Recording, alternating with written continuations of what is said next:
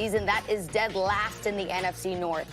Entering his 11th season, Matthew Stafford has only 1 Pro Bowl appearance, 3 playoff appearances, 0 division titles, and 0 playoff victories.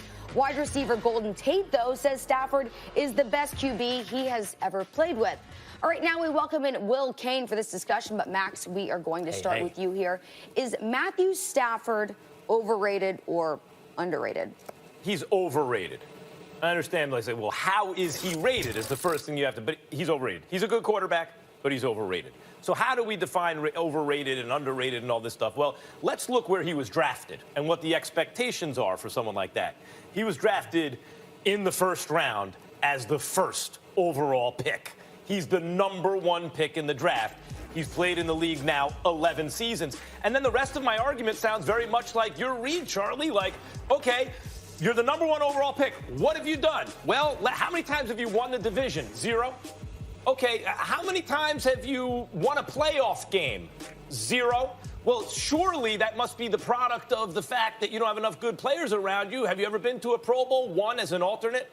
1 as an alternate. How are you paid? As though you're maybe the best quarterback in football, as one of the top 2 or 3 or 4 quarterbacks in the game. So it's not that he's not good. It's that those indicators, and by the way, we've always had top 5 arm talent in the NFL. Right. So it appears to me that, like, your argument seemed to me like one that would be from somebody who is not on a show like this. Like, the requirement for us on a show like this is to go a little deeper and not just look at, like, those top-line numbers. If you watch him play, he's a very, very good quarterback. I'm not saying that he's Hall of Fame, and you mentioned that he was a #1 overall pick. I agree that he's underachieved for #1 overall pick, but the expectations change. The ratings change. So he may be underrated, or excuse me, he may be overrated for a #1 overall pick, but the expectations have changed. And Since the expectations for him, they went down because they haven't been very good. Since when? Since when have they changed? I'm not going to put an exact date on it, but the expectations have changed. I'm surprised about an argument on a show like this. Dominique, when did they change? Because he's paid as though he's the best quarterback in football. What difference does it make when it changed? The point is, you need context. And we're supposed to understand that he's been dropped into a situation that is not great. You're going to say the Lions have been a historically great franchise? They've That's won the type double-digit of games. That's the type of context. Go ahead, Will. Hey, I'm just curious, what are the expectations here? Because here's the thing. I agree with you. He's not overrated, but you're losing me on your argument. What are the expectations, to Max's point, is you got to win. Like, you got to win something. A playoff game, a division title. You got to win something. So what are the expectations here?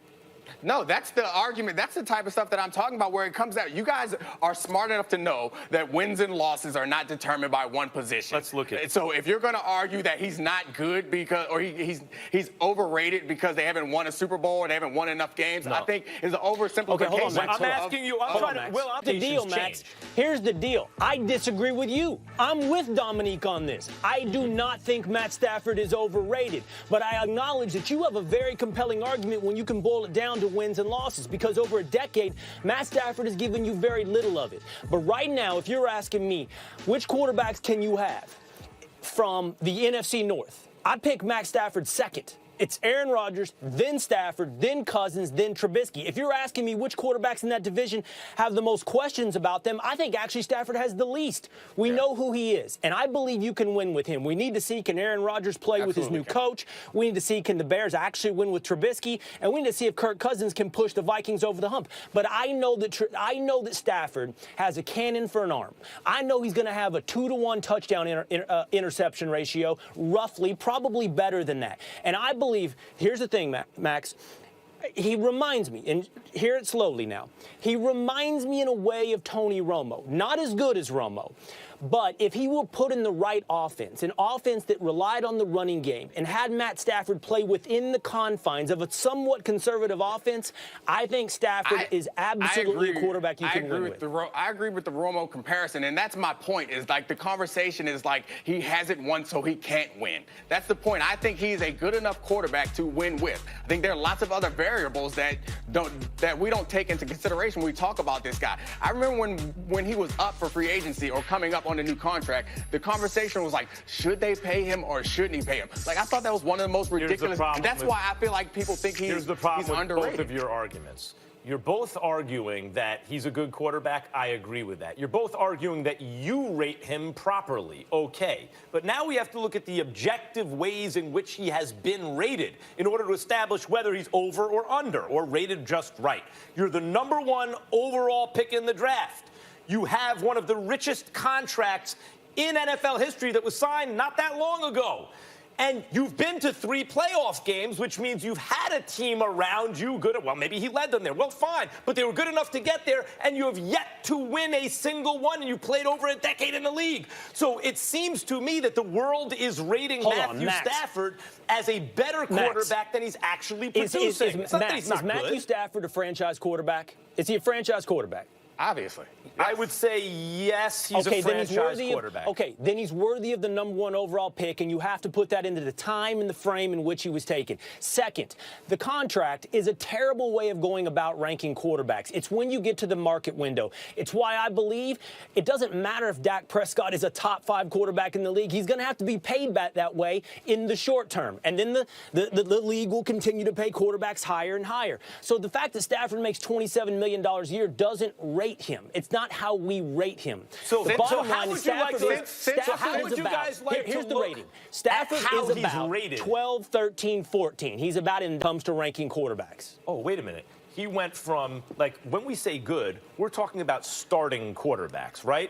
So 12, 13, 14, he's outside of the top 10. Yes. That's not like MVP level or anything like that. Correct. And it's a little bit better than a middle-of-the-pack quarterback. I agree with you, actually, Will. I think if you said, is Stafford a franchise quarterback? To me, he is just the guy who is on the right side of the line of a franchise quarterback. To me, Kirk Cousins, the answer is actually no. Matthew Stafford, the answer is yes. But that is the line between Cousins and Stafford. And yet, not only is he paid like an elite guy, not only was he drafted like a Hall of Famer, but he hasn't produced when it's mattered most. His numbers have been incredibly impressive since 2011. He hasn't missed a game. Only people who've thrown for more yards than him is Breeze, Ryan, and Brady. So, like, he is up there. I'm just saying See that how he's rated? We are not talk about him like that. No one does talk about him like that. That's still the point. Sometimes Only do. I'm talking about him like that. No one talks about him like that because he's not that good. Matthew Stafford has always been top 5 arm talent. If only he could put it together. No one puts Matt Stafford in the top 5 categories. Maybe when you slice the onion that thin of how good is his arm strength,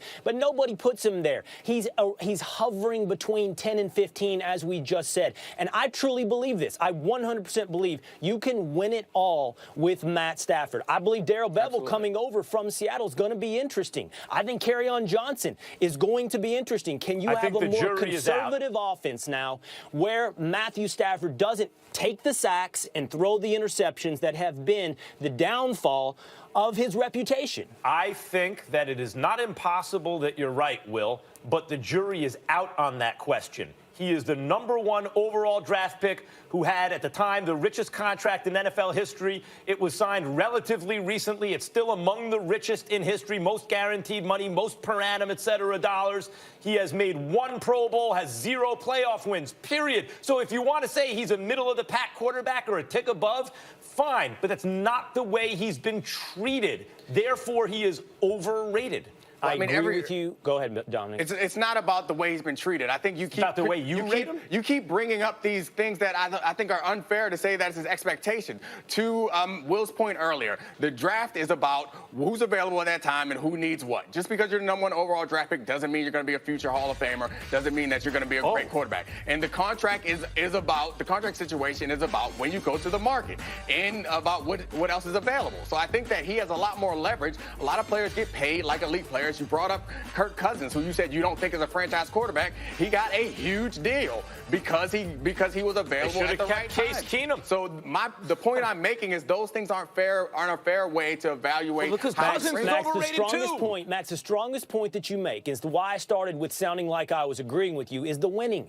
It's 0-3 in playoff games. It's no division titles. And here's the thing: I do believe Matt Stafford is going to have to check those. The thing is, I don't think the Detroit Lions are going to get done in the short term. Matt Patricia has one hell of a job ahead of him, but I do believe that Matt Stafford is the man for that job. All right, well, a little disagreement here whether or not he is underrated or overrated. Matthew Stafford in the top 30 all-time in completions, pass yards, and touchdown passes. He's ahead of Steve Young, Terry Bradshaw, Terry Bradshaw and New era. Kurt Those Warner stats have in changed. Oh, career now you touchdowns. care about But context. look, All of a sudden you care about on the other context. hand, you heard me rattle off those stats at the beginning of the show, so there's many different ways to look at this conversation. All right, Will, thank you so much for joining us. Good to see you. Guys. All right, coming up next on First Take, what is one GM saying about Kawhi's lack of leadership?